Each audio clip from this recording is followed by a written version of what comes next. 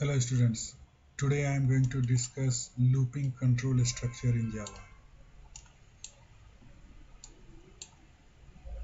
A loop is a feature which facilitates the execution of a set of instructions or functions repeatedly while some condition evaluates to true.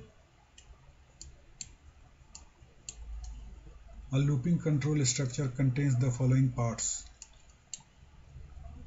Control variable. It is a variable which contains initial value to determine as how many times the loop will execute. Next, body of the loop.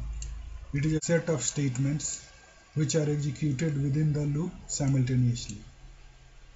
Next, test condition. Every loop contains a test condition which checks whether the loop has to be repeated or terminated. Depending on the condition, control enters into the body of the loop and executes till the condition becomes false. Step value. It determines the increment or decrement of the control variable unless the test condition becomes false. Java programming language provides the following types of loop to handle looping requirements. First one, for loop.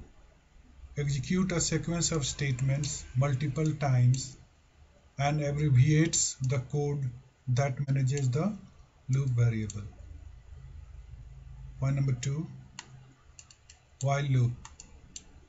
Repeats a statement or group of statements while a given condition is true. It tests the condition before executing the loop body. Point number three, do while loop. Like a while statement, except that it tests the condition at the end of the loop body.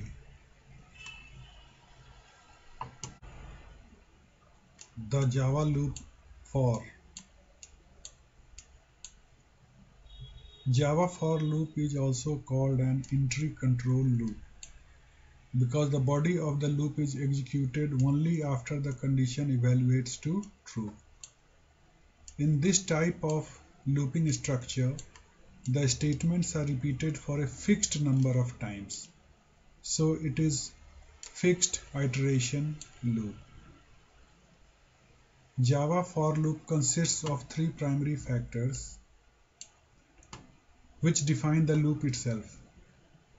These are initialization statement, a testing condition, an increment or decrement part for the decrementing the control variable. The basic syntax of for loop goes like this. For initializing statement, semicolon, testing condition, semicolon, increment or decrement, and it is enclosed within a pair of small bracket. Next we are having body of the loop.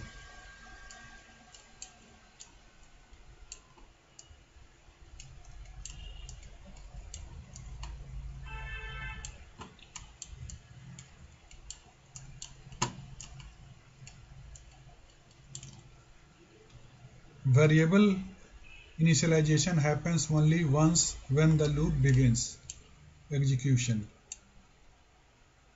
Termination condition should result in Boolean expression. If it returns false, then the loop terminates.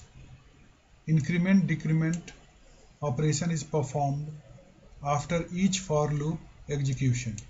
In most of the scenarios, it should lead towards the termination condition, unless you want for loop not to terminate at all. This means an infinite loop. Now here, in for loop, control comes over here first. Then it goes over here.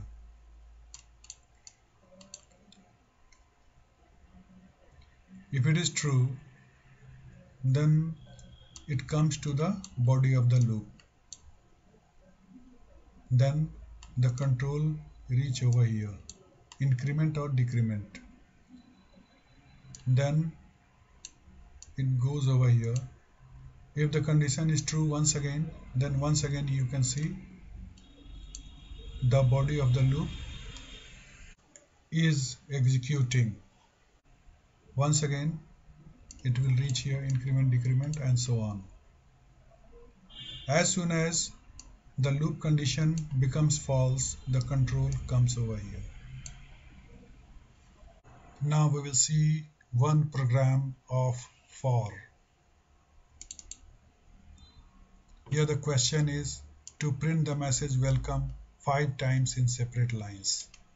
Here the class name is message underscore loop, public static void main string args. All of you know this. Now int I, all of you know this. I is a variable of data type int. Now here we are having our for.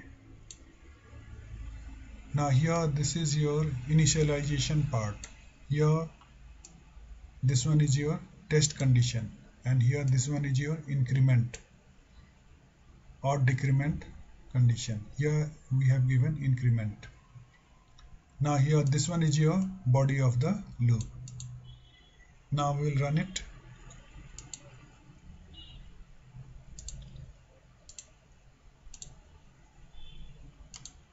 Here you can see welcome is coming 5 times in separate lines. Now here is the explanation. I equal to 1. Next it will reach over here. It will check 1 is less than or equal to 5 is true. So it will print the message welcome. Now the control will reach over here, that you can see here. This means the next value of I is 2, because 1 plus 1 is 2. Now once again the control will reach over here. It will check 2 is less than or equal to 5. This one is true. So what will happen? The control will reach over here and it will print the message welcome. Now next, once again the control will reach over here, that you can see here. This means the next value of I is 3, and so on. Now finally the value of I will become 6. Then what will happen? Here you can see it will become 6 is less than or equal to 5, which is a false condition. What will happen? The program will terminate. Thank you.